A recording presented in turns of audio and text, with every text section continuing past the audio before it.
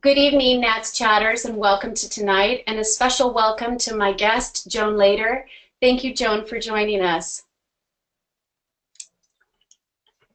Most of you already know Joan's remarkable reputation as an incredible voice pedagogue and teacher in New York, working with so many Broadway singers. She, of course, has a background which she'll share with us about working with injured singers.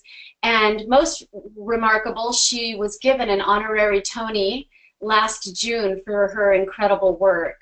So we're so honored to have you here, Joan, and I would love for you to start. I always like to ask my guests to share with us a bit about your background, not just what we read in the bio, but really what led you to where you are today in this profession. Well, I was an absolute theater geek. I saw my first Broadway show when I was 3 years old, which was the original cast of The King and I, and then South Pacific, so you can do the math. And I began basically as a dancer, and there was nothing else I really ever wanted to do. And I ended up at what is now LaGuardia High School as a voice and piano major, and it was the High School of Music and Art at that time. And then moved on to Penn State, where I was a music major for 2 years until I realized I can't do this. I mean, conducting just freaked me out completely. As soon as I put that orchestra in front of me, and I thought, why don't you go back into the theater department? So I had a major in theater and a minor in music.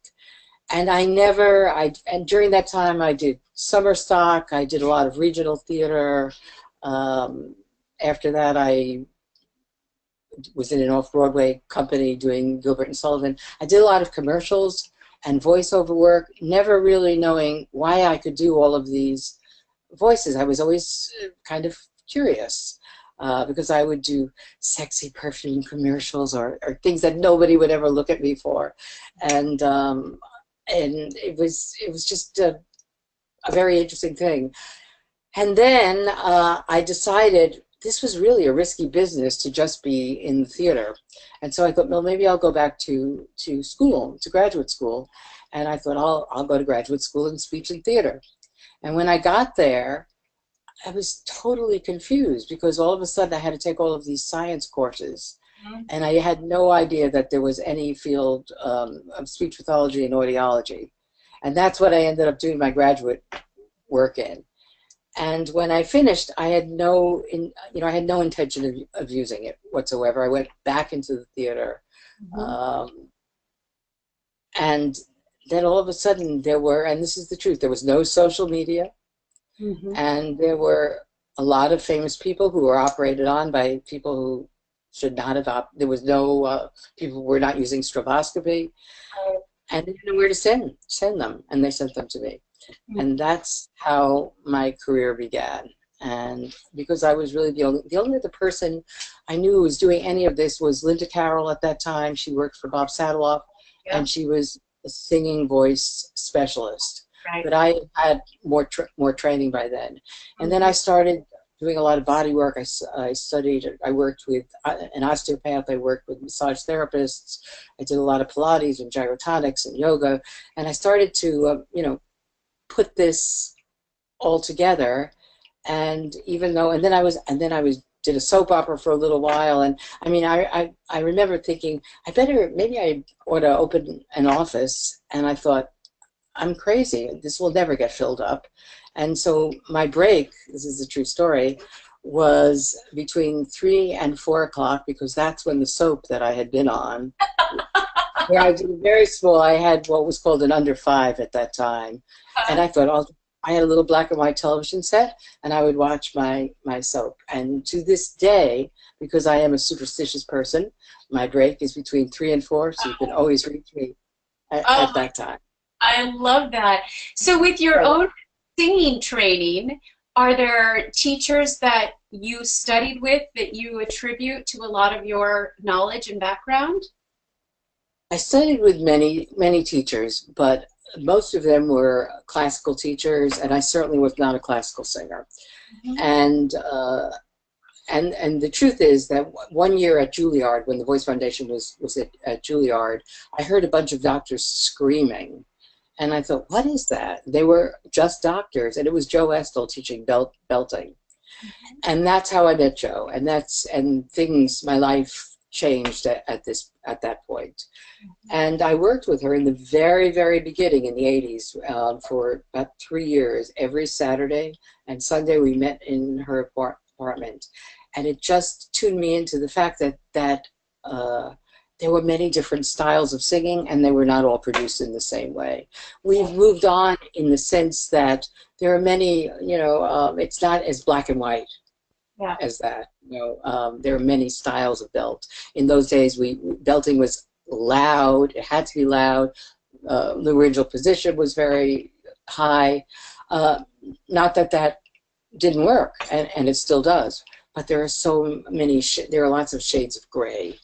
And I remember when we talked about this earlier this week. That's so interesting. I think that's really becoming a little bit of a spotlight, that conversation. And so that's why in May I'm having my NATS chat will be on the broad spectrum of CCM, because it isn't just one thing. And I think that we need to have that conversation as a profession.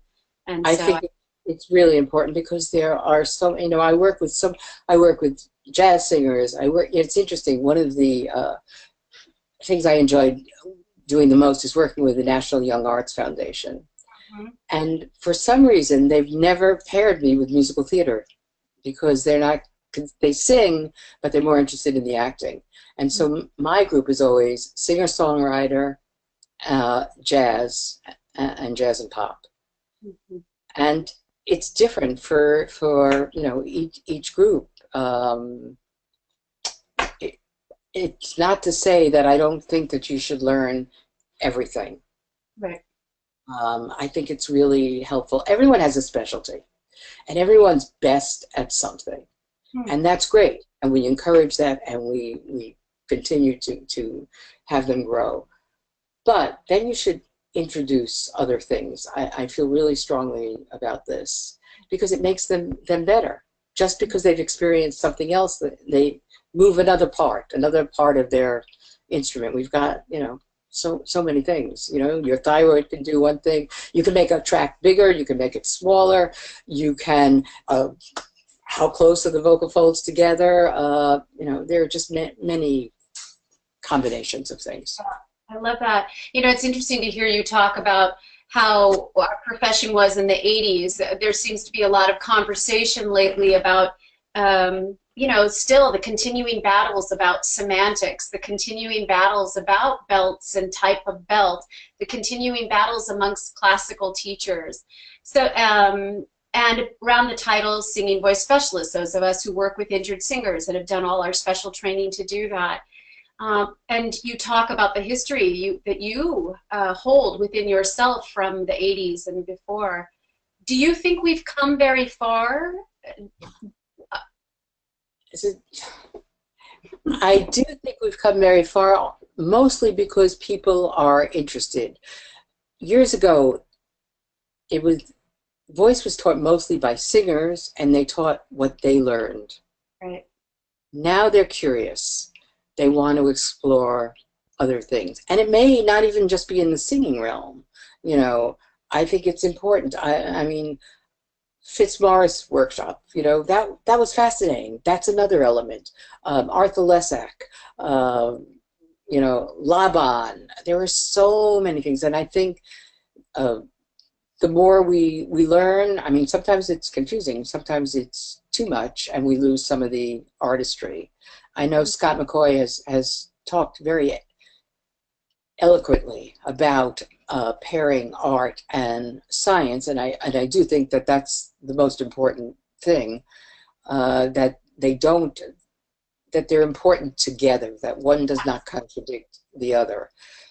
But I understand where that's coming from, but artistry is a very different thing, and some people learn by teaching them as much science as possible. They really want to know that. But interestingly enough, the ones who are most interested in that will come back to me and repeat something that has nothing to do with science and that they think I said, but it works for them. You know, Right. we'll talk about anchoring your head and neck and things like that, and it'll come back and they'll say, I was thrilled when you told me about the cathedral in my mouth. And, you know, nothing like that has ever happened. Some people learn, I mean, it's interesting. Some people learn entirely by imagery.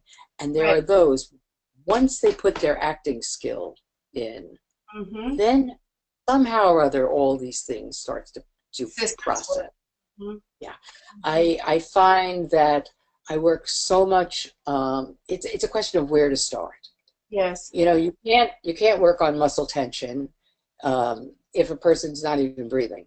So first we have to find out if they're breathing or if they're just walking around holding their breath. Then you have to identify these spots of tension. One of the things about breathing is sometimes people are so nervous that it's just a way of relaxing them. There's also connection to the vagus, and we know that cruises through the whole body and affects the larynx. So that's another thing that I'm very aware of. Some people, I have to think of all kinds of stretches or body poses. Some of them are Alexander-based, some are Feldenkrais-based, and many of them are yoga-based. And then to get them to understand what they're doing and why it applies. So I just feel like we've come a long way, but there's no one set answer. I think it's important that teachers are more aware of anatomy and physiology. I think it's important that they're aware of resonance, that they all of a sudden are more aware of vocal hygiene, even in terms of hydration, that there are different types of hydration. I mean, that they even ask that stress is, you know, the psychological factors, that stress is such an issue. When you look at kids going into college, I mean, they may have been a star in their high school, and then all of a sudden they're in this big pond, and they're scared to death, and they don't do as well, or they don't get along with their roommate. You know, their roommate may be sitting there smoking pot all night long, and they're just going crazy. They don't know what to do. That's a very difficult time, and also that they don't know how to self-advocate. That we go from knowing I always talk about yellow flags and red flags, little warning signals that things aren't working quite as they should be, and teachers should be aware of that maybe they're a little hoarse when they come in the morning, that maybe they're range, maybe they're missing a few of the bottom notes, maybe they're missing something in the middle, maybe there's a delayed onset of phonation, as opposed to being hoarse for an entire week, really losing the top of their voice, not being able to access to only be able to sing loud, that they can no longer sing pianissimi, that they can't do messa di voce. And I think that teachers are much more aware of it, instead of just saying, nope, you're doing that wrong, let's try something else. Let's dive in a little bit to, you brought up breath, so I'm curious. One of my students this week mentioned to me she was at a really wonderful summer program that I encouraged her to go to. I know all the teachers and I respect them immensely. And one of the things that she felt was advocated with CCM, styles of singing, was that the teacher said, I don't really talk about breath with my CCM singers, whereas with classical, of course, we talk quite a bit about it, because they felt it was more a natural extension of our speaking voice. So I would love for you to talk about your approach with the CCMers and breathing. Do you talk about it? What do you advocate? I talk about it, of course. You know, I mean, I will tell you that Joe hated talking about breath. Joe, you have to know what happens when you inhale, and you have to know what happens when you exhale. And so, yes, I think the breath changes depending upon the style. In classical singing, you know, sometimes it is said, just hold the pose of inhalation while you're exhaling. That's one way of looking at it. But we actually do exercises where lying down, sitting up, standing up, where they feel, how the breath, what happens, they can actually feel the diaphragm move. What's the role of the transverse abdominals? What's the role of the obliques, the internal intercostal, the external intercostals in inhalation, external? They have to know where those muscles are, because if they're tight, they're not going to function for them.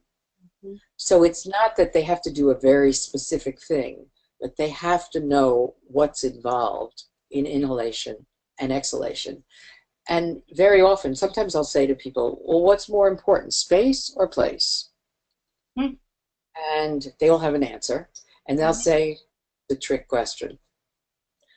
Because when you set up the quality that you're trying to produce, the breath is going to travel differently. It will follow you on the way out. But if your body is not lined up so that you can access that, that's not going to happen. So you have to know. And you have to find the positions that they work best in so that they get to understand it. I usually work in a seated position with most beginners. Because it's easier to feel than to have to deal with your whole height and talk about, rooting down to lengthen up. Some of them like it so much they want to sit all the time, and I said that's not particularly realistic. So you have to get up. That's great. I want to remind NATS chatters that this is your chat, so please, I don't have any questions yet, but you are welcome to send me a question at any time, and I'll be happy to read them. Otherwise, Joan and I will be happy to continue our conversation. So before we leave breath for a second, Joan, so when you were talking to me just now, you talk about the intercostals, the external and internal, and the obliques. Will you use the anatomy when you're talking to your students, or you just talk about an area of their body? No, I will use it. I show them many videos. I have a skeleton in my room who is actually doing some semi-occluded vocal tract exercises. He's got a straw in his mouth, and he's been there. And he's been there for quite some time. Your skeleton. It happened many, many years ago during a show, and I kept saying, and it was on a tape, to this particular actor, I kept saying, I wish I could show you. I wish I had. And then he's from Hawaii, actually. And about a month later, and this is I know exactly when it was, 24 years ago, a skeleton arrived in the mail. I love that. So Mr. Bones is a big part of the studio. I love that. And you, I'm sure like me, I don't find it off-putting to students. You don't have to go into extreme explanation, but I don't know, I find my students respond to the visual or to a little bit of knowledge. I think it gives them more concrete information from which to work. Do you find that to be true? I do. In some people, Joe's early thing was that we should see it, feel it, and hear it. Okay, see it, feel it, and hear it. And I think that's great. Some people don't get all of those parts, so you emphasize what works for them. And right. See it is of course some form of biofeedback, like NYSTA, or hers is oh my God, I'm in big trouble. The acoustics, the MADA, and the Voce Vista are the two. Yeah, but hers has got a different name. We all have. Yes. All right. I'm in really big trouble now. She's looking down at me, and it'll come. Okay. So I do show, for some people, if I'm trying to demonstrate twang and I'm showing them the frequency it happens in, I might show them. Voice print is thank you those who are typing to me. Voice print, yes, plus. So I might do that. I might show them, and I might make them make a sound, that where you don't hear the third, the fourth, and the fifth harmonic, and you know, or the frequencies. I never, you know, it's interesting all of a sudden to talk about tuning the resonators. For some people, that's really important. It's interesting that classical singers have always, from what I understand, tune them in terms of vowel modification. Mm-hmm. And I remember a particular video of Pavarotti's where he was saying, you know, he was singing and he said, so if I do ah, and he went up and then he went ah, strangled, he said. And I thought, I don't think that's strangled. I think that's just a different sound. And then what he demonstrated was another way, you know, modifying a vowel. We talk a lot about creating more space, whether there's more space in the back of the mouth, or more space in the front of the mouth, depending on the vowel. Looking at front and back vowels and the height of them. And that's one technique I use. We also talk about using an NG position to get that tongue out of the way and anchoring harder so that you've got more space up there. We talk about the pharyngeal walls. So, but they're all forms of tuning. I mean, basically, we want to get the source to get a boost once it gets into the vocal tract. And there are so many different ways.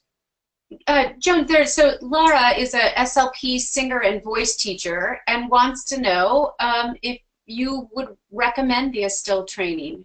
How do you? I do recommend it. I do. It's absolutely, it's wonderful. I think it's organized. It just gets you to think, you know, gets you to think anatomically and physiologically, and it gives you ideas for creating different sounds.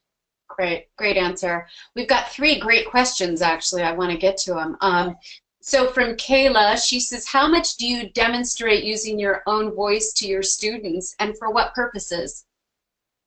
You know, I'm going to tell you something. I demonstrate all the time. And I'm going to tell you honestly, I can demonstrate any sound. I love it. And so when we talk about aging voice, I think people go, how do you do that?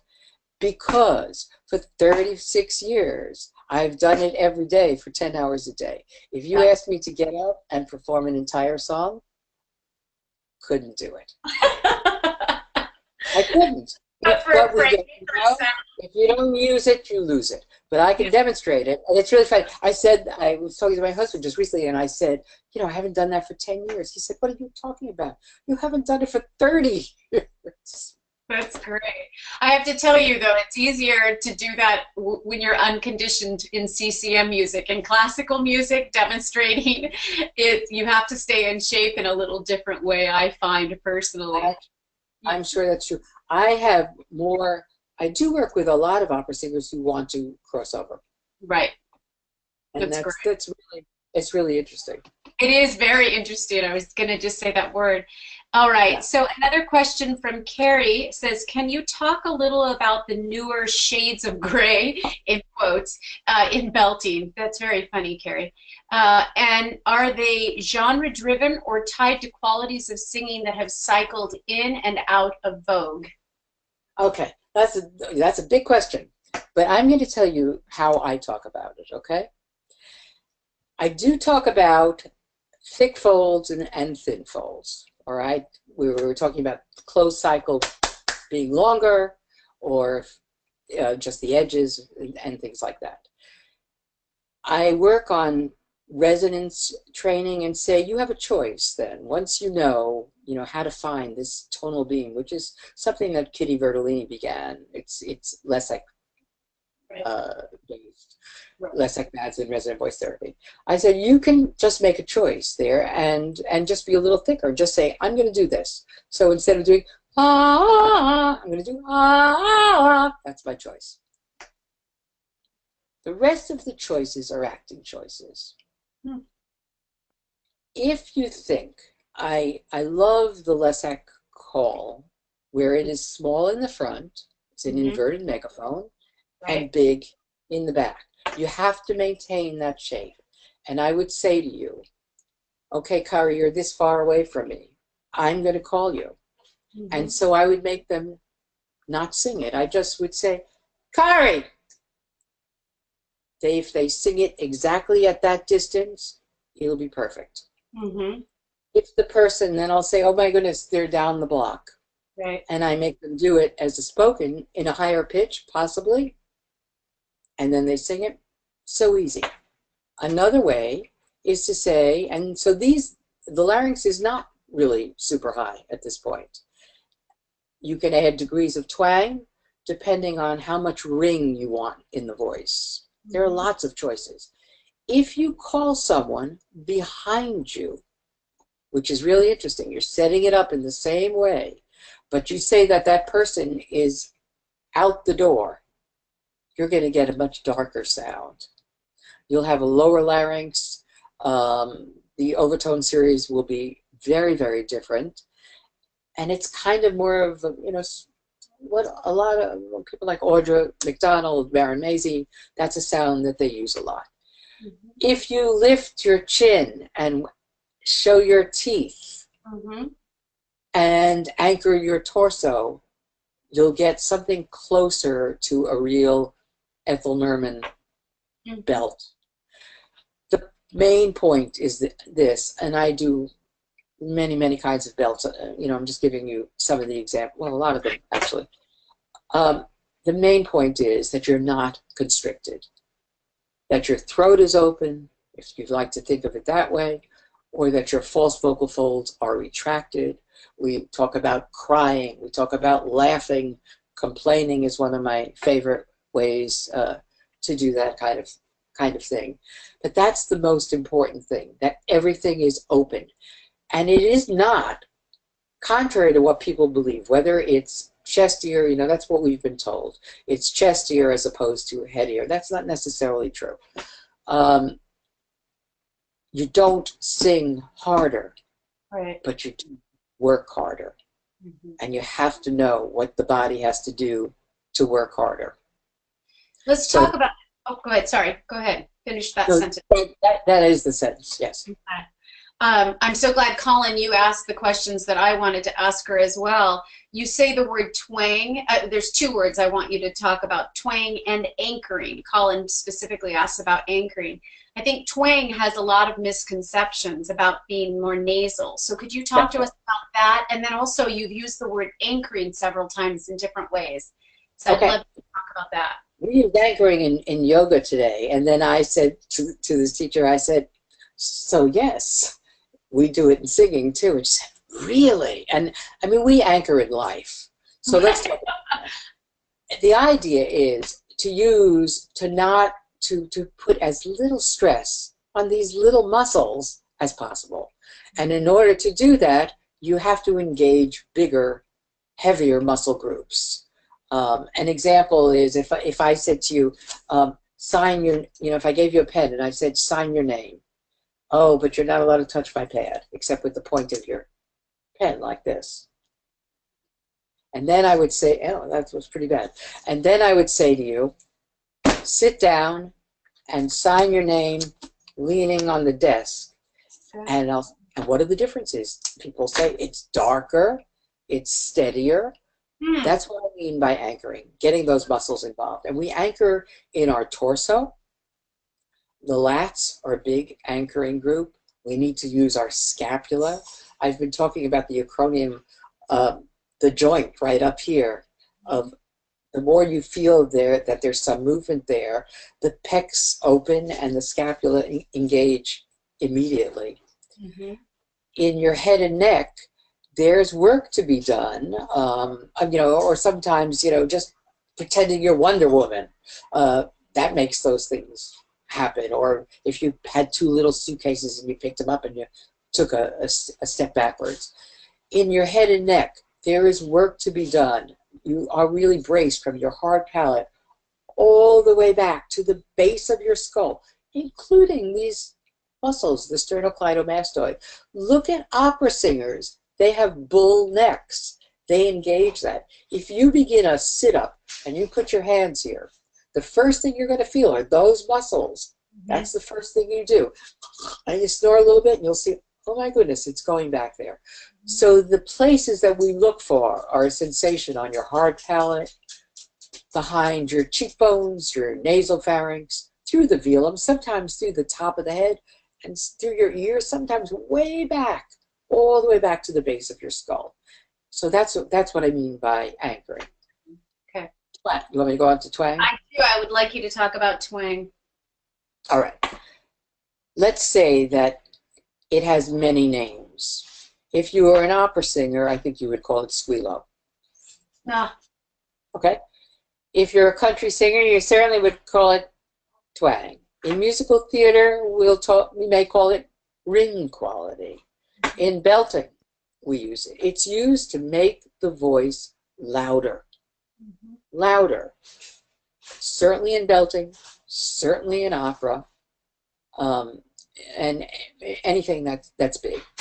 So it's creating a ringing. It means that you're emphasizing a frequency somewhere between, say, 2400 hertz to 3500 hertz. And when you do that, there's your AES, your area epiglottic sphincter, is contracted. Right. The epiglottis moves back a bit. The thyroid may, I'm not sure yet, may tilt forward. The tongue certainly comes up higher, gets wider, and we get a ringing sound. Now, it can be nasal or not nasal. If the velum, if this is your throat and this is your velum, if you raise it, just say it's like the trap door to your nose. And if we raise it partially and we have a nasal vowel like e, and then we add that AES, we'd have a nasal e. We have a nasal sound, and that's nasal twang. But if I did e, all I did was raise my soft palate. Everything else was the same. And opera singers. Yeah, a lot of what you described was, of course, what we would term the singer's formant. The hertz that you described, yes, right? The area epiglottic fold, all of that. But as for, of course, as a female, we would be head register, cricothyroid, mode 2. I don't care what we call it, dominant. Yes. But we certainly wouldn't associate twang. Twang implies, does it not, that you're in a mode 1 chest TA dominant? No. Okay. Not to me. Not to me. Not to me. To me, I even think of it as really thin folds. I really think of it as thin folds. Interesting. Yeah. Oh, very well. I hope that's very interesting. But bottom line, well, Angie asks, can you discuss twang, but making it without creating constriction, pushing, or nasality, which I think you just walked us through. Yes, absolutely. And the main thing is that you're open here. You know, if I did, that would be constriction, right? But if I'm aware of that, you know, if you just put your hands in that space, the thyrohyoid space, and if I say to you, can you pretend to grunt, you feel the constriction. If I said breathe naturally, you're in a mid position. And or if you made a that kind of afflicting sound. But if you pretend to cry or laugh, you're going to feel a big opening. And now put the ring in. Okay. Interesting. I'm sure everybody at home's doing this right along with us, so I love that. I don't know. I love that. Thank you. All right, let me look. Oh, Kari says thank you. How many hours, Amber wants to know, how many hours do you still teach on average a day? I know the answer to this. Well, if I have to be at a performance, then it's less, because sometimes there's just 7 o'clock curtains, but usually 10 hours a day. And they're back, except for your 3 to 4 o'clock, you take your break. 3 to 4 o'clock is sacred, and that's when I return phone calls and I write reports. And you don't watch the soap opera. It doesn't exist anymore. It's so sad. Which one was it? Did you already tell us? I was on One Life to Live. I did not know that came to an end. I loved that in the 80s. I wheeled the EKG card. I love that. That's great. While we wait for more questions, there is one thing that we talked about the other day that's a little bit of a rabbit trail away from pedagogy.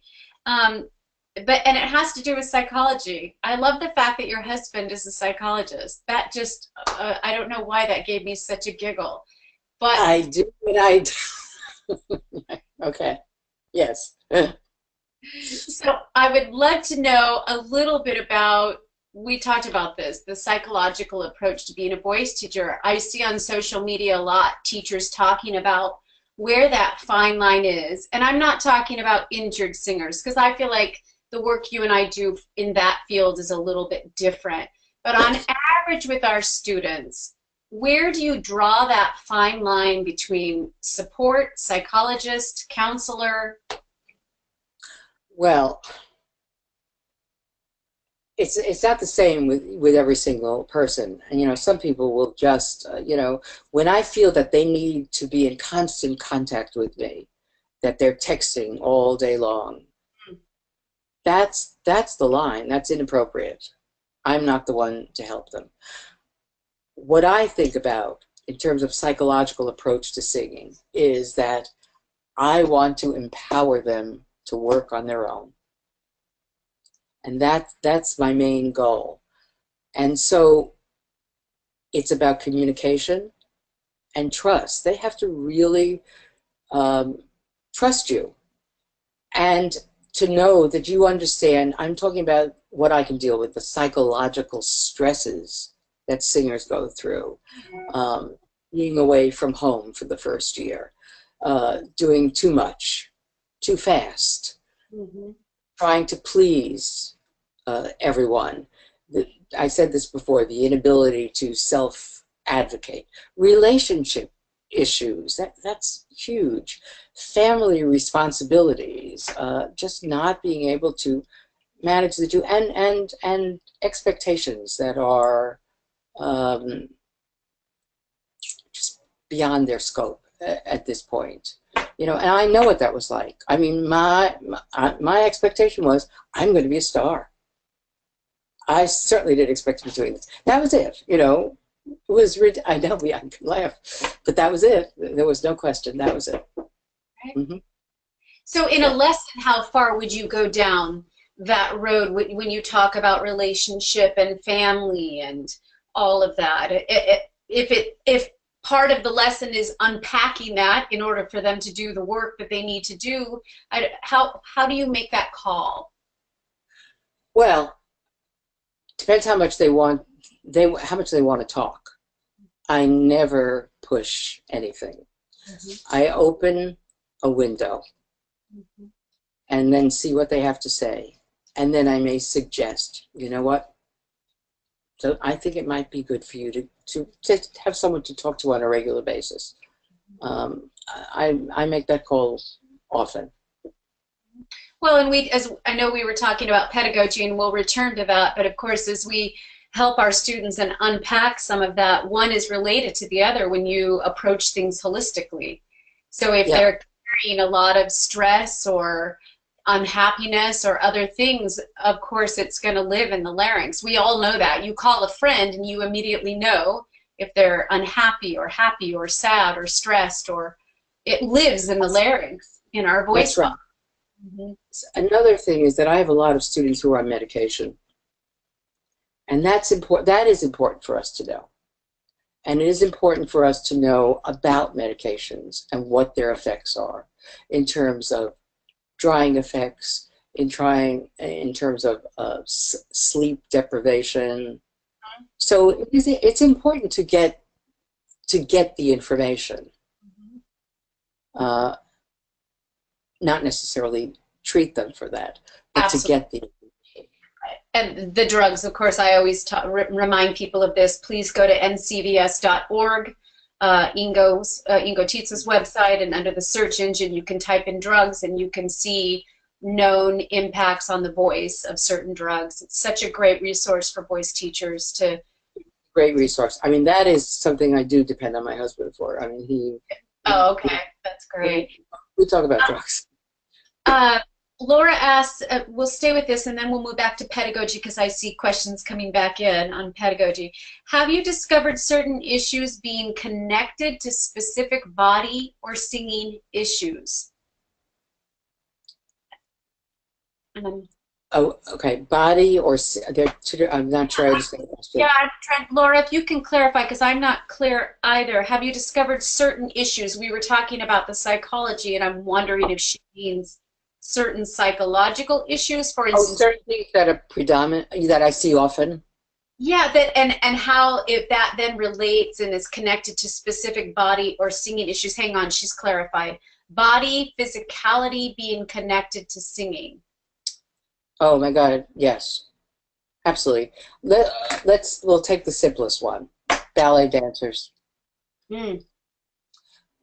I hadn't worked with so many ballet dancers until Billy Elliot came along, and these were kids that were so tight. Plus, they were 10 and 11. By the time they were 12, they were out. You know, it's just a whole different, they were just so tight, their abdominals are so tight, and I'm not talking about the transverse abdominals, you know, everything above it was just so, the ribs never moved. So those are things to address. One of the most interesting cases was a little boy from School of Rock, and he was a wonderful, all right, his voice, he was going through a voice change. Mm-hmm. The doctor said never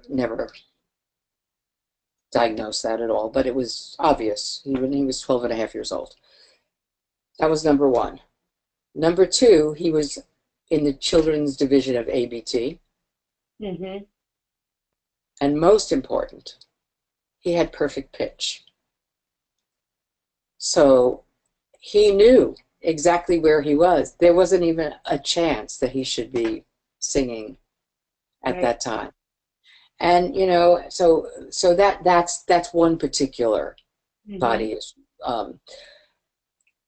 American in Paris, difficult. You know, people from, you know, New York City Ballet telling them to let go, and all the things that we did to make them let go and still feel like they were supported. The support system is entirely different. There are people who are, you know, people always say, oh, well, the first thing I hear is, I know I have a very tight jaw. And I said, well, you're speaking to me, you sound just fine. I don't think you have a tight jaw. It's something you do when you sing. Sometimes it's a tongue that's pulling back. The tongue base is very tight. Sometimes the head is pushed forward. Sometimes the chest is you know, pulled up in this regal posture. But most of the time they're not grounded, and they don't use their feet. They don't use their pelvis. And so that's a lot of work, and we do a lot of work on that. And use things like some of the Lessig energies and some of the Laban efforts to get things moving until they figure it out. Mm-hmm. There's a lot lately I keep hearing about the psoas muscle, and of course its relationship to the pelvic floor and the diaphragmatic muscle. Is that something you address specifically, and how? I give them exercises, if it's tight, to stretch the psoas. We do all sorts of things that are specifically for the psoas. Some of them are on, you know, I do a lot with rollers, with physio balls, on their stomach, you know, in different postures. I have one that we call the Nijinsky that gets right into the psoas. I can't show you because it won't be, but it really literally releases that muscle. And this is all of your singers, Joan, not just your injured singers. This is all of your singers. All of my singers. I work directly with an osteopath, who I think is just fantastic, and I work with 2 massage therapists who work specifically with singers as well. Love it. Oh, we've got some great questions coming in. So, from Carolyn, with the current trend of musical theater demanding a higher tessitura for belting for both men and women, How do you guide your students to deal with those demands safely and in a healthy manner? And I'll add to that, because Colin, along with that, since we're talking about belting, are there major differences with how you teach belting to men and women? And could you talk about that a little bit? Okay. First of all, it's easier to belt in the higher tessitura, which is interesting, isn't it? It's just easier. It's more of a fight or flight type thing. And you don't have to do the same kind of belt throughout a song. You know, it's not scream, scream, scream. You layer it in, and that's where I was explaining the different call strategies, right. So that you start, so that you're not, you know, they don't know it. And I'll tell you something, the Elphabas in Wicked, they're not actually really belting at the very top. They're doing a lot of twang and stretch, thin folds, and it just sounds that way because it's, you know, if you picture a witch cackling, you know, like in The Wizard of Oz, that's not really belting, and that's exactly what's used in that show. So people don't really know. Men, yeah, I always compare and contrast. This is a belt. This is considered a legit sound. This is considered a belt sound. Yes, and we have shades of gray, and I make them play with each sound. And the idea is to make sure that it is the effort vocally is small, and that's not where they're feeling it. They're feeling, they'll notice how much breath it takes, how much constriction there is, how much their body has to make that sound to, you know, to anchor it. And Pavarotti used to belt all the time. There's a lot of belting up there. That tenor, operatic tenor. Yeah. Yeah, for sure. The resonances change a bit, you know, but. Yeah. And I'll tell you something. I see more problems with male opera singers, you know, who park and bark. You know, it's just as dangerous as you know, belt. The belters I see who come out of college who've never done anything else, they usually get into trouble. Yeah. Because they don't really know what they're doing to belt. They just know they're making a sound, and they haven't stretched, and they haven't, you know, opened up that other area. Yeah. They probably haven't cross-trained. I love that the top music theater programs in the country now, the first year, the freshmen are, half of their work is some kind of head dominant, you know, whether it be Italian artists, not for men, of course, I'm talking about women, but they're required to develop that part of their voice. Which is, I don't have anyone, including my rappers, who don't sing Italian art songs. I love that. And I got rappers. I love that. They probably love it too. They do.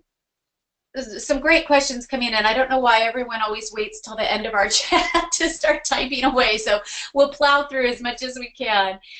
Brian wants to know, how do you approach integrating character work into voice lessons? Good question. First, they have to tell me who the character is and what does the character sound like. As soon as I want to make sure that speaking-wise it's healthy, and sometimes we compare it to different kinds of animals, and say, okay, that's what that animal would sound like, and then we sing, we speak it, we sing it, we speak it, go back and forth. That's great. I love that. Is that a lot of your work in the lesson, or is it something that comes later and is layered on, or is it something you approach at the beginning with a student? I don't approach it in the beginning, but it's certainly layered on, because I want them to make, you know, some ugly sounds. I just want them to know what healthy sounds. Great. Okay, and we have Lara wants to know, please give some advice, some passaggio advice, navigating, teaching, belting, all in the passaggio. In the passaggio, which passaggio are we talking about? The lower passaggio? Or the... That's a great question, Lara. Can you quickly tell me? Higher. Thank you. We're talking about like D, E, F, right around there? I would assume so. She'll let me know in 2 seconds, I'm sure. Yes. Okay. Yes. So, you know, I tell them that the effort changes, that these muscles, you know, we have so many palatal muscles and so many that are involved, that sometimes as they go through that area, they start to depress the larynx, and I mean the palate, the velum, and the larynx starts to rise up when it doesn't need to. So we do exercises to feel different spaces. I do a lot on vibrations. I use a Lily Lehman picture from 1900. I know exactly which one you're talking about. And the book was called How to Sing, I think. And you know, we had never observed a larynx, and some of it is kind of cuckoo, but she was very smart. She said, when I sing a middle C, I feel it here. When I sing a D. And so we'll do things where I'll have them feel their low back, or their bellies, and make the lowest pitches and say, well, look what's happening. Everything is, you know, how come it moves out of the top of your head? Mm-hmm. Then we'll examine what they feel physically. And so if they just pop their ears, they got a different sensation. We'll do an NG siren, like from lowest to highest, and as if we're whispering, so they can start to feel pressure through the middle of their head. We'll do snoring exercises just to wake up different sensations. Mm-hmm. And it does change, you know, instead of just feeling something across your face or from your hard palate towards the soft palate, it gets deeper and it gets stronger. Mm-hmm. As well. I know you're not on social media, Joan, so you wouldn't know this, but that picture was on a professional voice teacher's Facebook page a week or so ago, and had probably 150 comments and conversations that were quite. Yeah, I think, and I don't remember now. I read so much, but one of the big things it said is some people advocated that it was a tremendous help to them, and that tended to be sopranos. And the comments, as I recall, the men thought that it really wasn't as useful to them because they experienced the sensations so differently. And so anyway, it was a very interesting conversation. That is very interesting. It is very, and that makes sense. Mm-hmm. Don't you think, to some degree, that it might be, but we use it a lot. You know, a lot of my students have it hanging over their. Men and women use it. Yeah. And I love that. I think it just opens up their awareness that you're going to experience sounds in different ways on different. You know, if you just even did some of the semi-occluded vocal tract exercises, mm-hmm. and you went from a straw with bubbles, straw out of the water, kazoo sounds, mm-hmm. flutters, any of those things, NG sirens, mm-hmm. you're going to feel them. You're going to feel those changes, so they're actually happening. Mm-hmm. All right, let's see if we can plow through these 4 questions in 4 minutes. Let me go back up to this one. At this point in your work, do you work with beginners? Do you work with all-age singers? Are you picky about the students with whom you work, or are they mostly professionals? And how many days a week do you teach? Okay, I do work only with professionals, okay, now. That wasn't true before. I work with beginners sometimes when they're in a show and a producer sends them to me because they want to make sure they get through, or if it's a movie and they haven't really sung before. But that, you know, that certainly wasn't. I have 4 wonderful associates that I've trained. They are just great, and very often, if someone's injured, I will send them onto them. Carolyn Paulus, Andrea Green, Jill Edwards, and Candace Getz. Those are my little group, and the late, wonderful Marianne Chalice. Mm-hmm. So that's basically what I do. And I used to work 6 days a week, always. I don't unless it's an emergency or if I'm on a project that, you know, needs me to do that. Yeah, I try not to. Bless your heart. With all these technical choices available to us, which result in drastically different timbres, how do you help your students determine what their optimal sound and genre is for their career trajectory? I don't think I do. they know, they are very specific about what they want to do, and I just have to help them get there. That's not my job. What type of continuing education, either informal or formal, do you think are essential for teachers who work with injured singers? Great question, Joseph. Well, I certainly think that they should have a course in anatomy and physiology, in acoustics, that they should, you know, go to some conferences and see what's being presented. If they get to work with specific doctors that they can team up with, it's very hard. There are a lot of doctors that do not want, you know, and a lot of patients, and it's true in my studio as well. We're not thrilled about having, it's a very personal session, having people come in and observe. But sometimes you can. And if you get that opportunity to observe with a doctor, that's great. Or, you know, I mentor a lot of people. And that's another possibility. That's great. Would Joan affirm the use of varied vocalisms within the performance of a single song to create dramatic colors? That it's not on trend to say belt an entire song? Totally. I can't think of anything where I would want to belt an entire song. And I think this is a great one to end with.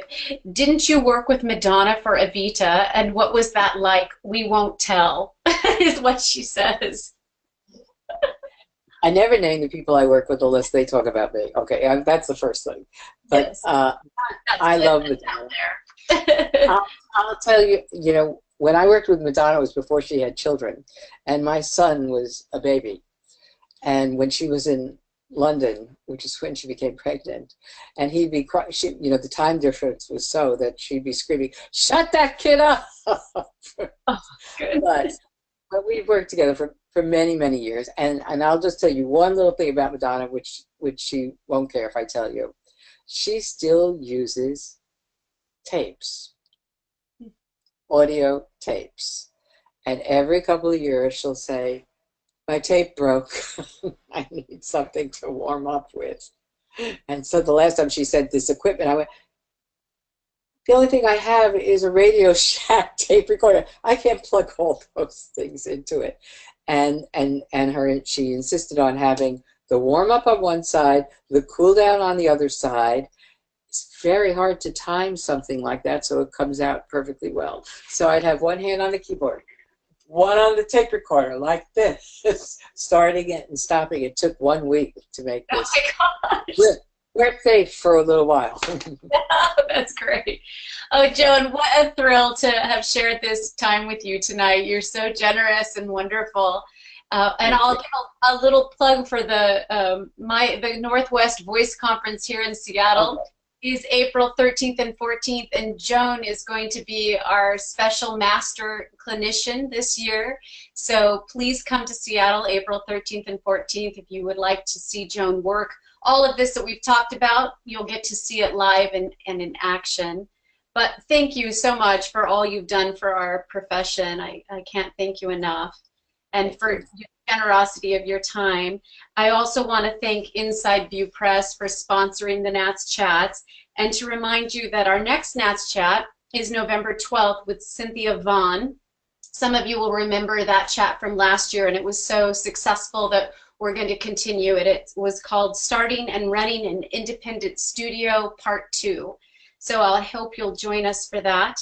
And we're getting lots of thank yous coming in, Joan, from everyone. So thank you all for joining us. And we'll see you all hopefully November 12th. And Joan, if you'll just stay online for a minute while everybody signs off, we'll have a moment. Good night, everyone. Thank you again for joining us. And I'm seeing all your thank yous. Thank you so much.